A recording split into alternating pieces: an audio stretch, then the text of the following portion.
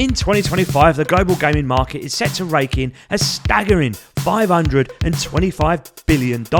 That's enough to fund 2.9 billion years worth of those premium subscriptions that you use in incognito mode. So here's the big question: if gaming revenue is skyrocketing, why does player satisfaction feel like it's nosediving harder than a battle royale drop with no parachute? Think back to the last AAA game where the quality actually matched the hype. Go on lads, I'll wait, because the reality is it hasn't happened in a bloody long time. In fact, save yourself the headache, stick the kettle on, grab a cuppa, and let's all sit down for a mass debate over how the gaming industry keeps tripping over its own wallet. With Assassin's Creed Shadows lurking around the corner, you just know the gaming world is sharpening its pitchforks. Whether that's good games journalism or just another episode of Gamers vs the Internet, well, we'll get onto that bit later. But let's not pretend Ubisoft hasn't been stumbling through development like an NPC stuck in a wall, from historical inaccuracies to shoehorned wokeness to gameplay mechanics that feel about as fresh as a reheated takeaway. But don't worry, this ain't just kick Ubisoft while they're down day. They've got plenty of company in the hall of self-sabotage. Look at Civilization 7, Microsoft Flight Simulator 2024, City Skylines 2, or dare I say it people, Star Bloody Citizen, the game that spent more time in development than some of you have been alive. So then, let's dive into some of the biggest self-sabotage tactics in gaming. First up, the blatantly obvious one, marketing hype. We can scream don't pre-order games until the cows come home or until Star Citizen actually releases,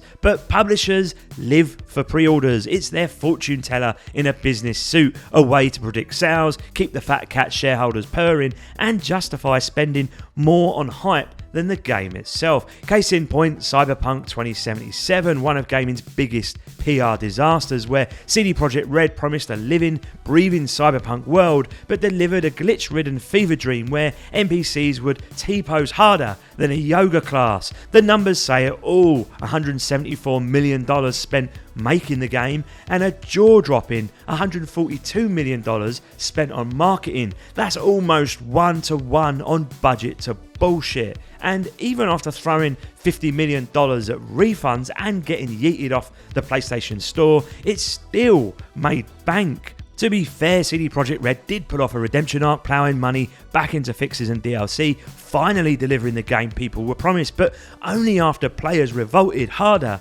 than a GTA lobby gone feral. And this hype train catastrophe, it's not just a Cyberpunk problem, it's Ubisoft shoving Assassin's Creed down our throats, Ron Jeremy-esque, EA recycling the same old annual sports games, and every AAA publisher trying to sell you a dream before slapping you awake with microtransactions. The biggest offender of all is probably Star Citizen, where its marketing hype and budget is a never-ending fever dream.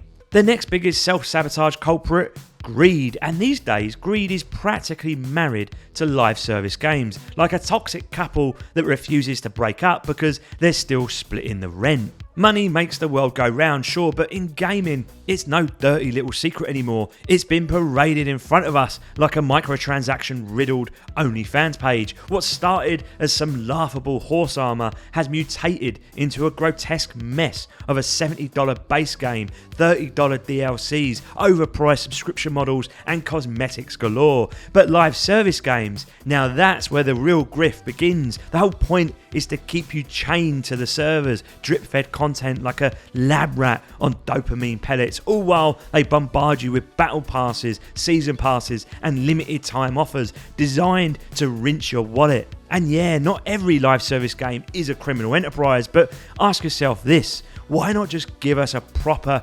meatier single-player experience? Well, it's simple really, because that doesn't sell you 1,000 overpriced skins and XP boosters. The problem is, these games are a never-ending grindfest. You rinse and repeat the same boring tasks, and in return, you unlock some half-baked, piss-poor cosmetic that makes your character look like they raided a dollar store. Meanwhile, the actual gameplay quality takes a backseat to the content roadmap, which is usually just a calendar of disappointment. Look no further than Concord, Sony's big new multiplayer FPS that was cancelled quicker than a rat up a drain pipe. A huge marketing push, only for it to flop so hard even Sony had to take the L. The truth is, gamers are burnt out. We're sick of quantity over quality, tired of games designed around FOMO instead of fun, and frankly pissed off that publishers see live service as a license to print money. Sony learned the hard way, and hopefully the rest of the industry wakes up before we get more tripe. And now we arrive at the final piece of gaming's self-sabotage puzzle: pure, unfiltered corporate ignorance. I swear half these bigwig CEOs didn't grow up with games like the rest of us. They're business types strutting around boardrooms, parading to shareholders about margins and mergers with zero clue on what makes a great game tick. They treat gaming like it's a spreadsheet instead of an art form, and the result, a soulless assembly line of recycled content masquerading as innovation. Take Kingdom Come Deliverance 2, which we recently raved about. The industry acted like it was some wild left-field underdog that miraculously delivered a fantastic single-player RPG experience, but the reality is that back in the day, games like that, they were the norm. They put the single-player experience first, took risks, and actually tried to innovate.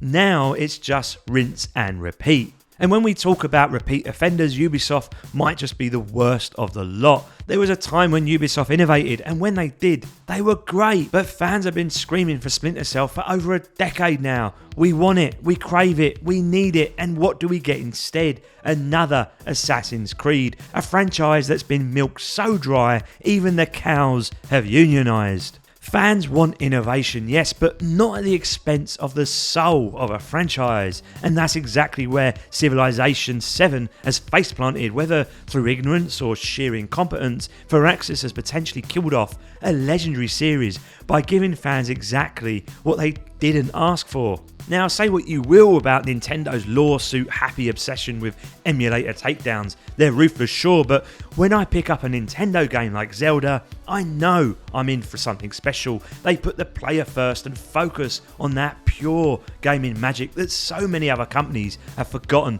even exists. The last Ubisoft game that had that kind of magic? Rainbow Six Siege, a unique tactical shooter that took itself seriously, delivering hardcore strategic mayhem, and now it's been swallowed by the same cosmetic-driven nonsense that's turned Call of Duty into a Fortnite cosplay convention. Look, no one's saying you can't make a quick buck selling cosmetics, but don't sell your soul to the devil in the process. That's exactly what these fat cat CEOs have done, and they're too high on stock options to realise they're gutting their very own brands in the process. And now time for the adult in me to step in. Yeah, I know it's rare. If you know this channel, you know I love a strong opinion, but I also like to balance things out where I can, and ironically, I might be shitting on my own video here. Because let's ask the uncomfortable question: are we all just whiny little badgers these days? Maybe gaming has changed. Maybe things aren't as bad as we make out, because let's be honest, we've never had more choice than we do right now. Subscription services like Game Pass have drowned us in high quality games, meaning we can afford to be absolute pricks about what we play. Meh, I didn't like the font on the menu, 210, unplayable. And you know what? YouTube channels are some of the worst offenders. The race to stand out in a sea of gaming videos has made everything binary. You can't just say a game is decent anymore. It's got to be either the worst, biggest steaming pile of shite ever created, or the greatest masterpiece since gaming was invented. There's no room for middle ground anymore, because clicks don't work that way. Case in point, my most controversial review so far, Starfield. I actually quite liked it. Shit, I even gave it an 8/10, and that made some of you lose your bloody minds, because for some, Starfield is the epitome of everything wrong with gaming, the poster child of corporate sabotage. And yet, if I'd given it a 4/10 just to chase engagements, I wouldn't be true to my own opinions. Now, I'm not calling out influencers by name, I'll leave that to the comments section, but while game companies are definitely sabotaging their own brands, maybe the real question is this: are we, as gamers, just getting better at whining? Because in an era where everyone has a platform, maybe the biggest self-sabotage of all is the way that we've trained ourselves to expect disappointment. So there we have it then, my pedigree chums. Once upon a time, games were mostly solid with a few bangers and the odd stinker. But these days, it feels like the whole thing's flipped. Now we wade through waves of mediocrity, hoping for that one gem that reminds us why we fell in love with gaming in the first place.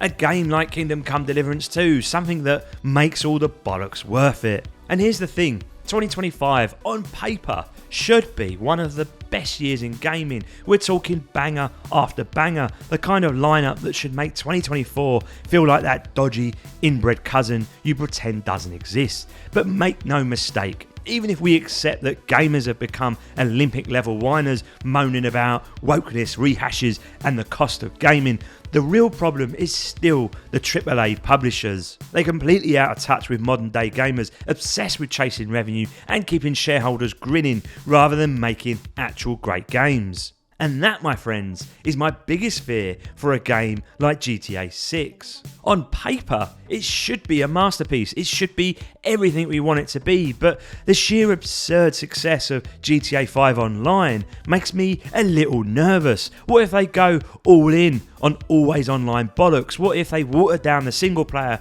to focus on selling us overpriced shark cards and NFT looking cosmetics? Time will tell, of course, but if there's one thing that's certain about gaming these days, it's that nothing anymore is certain. Until next time, my lovelies, Reggie out.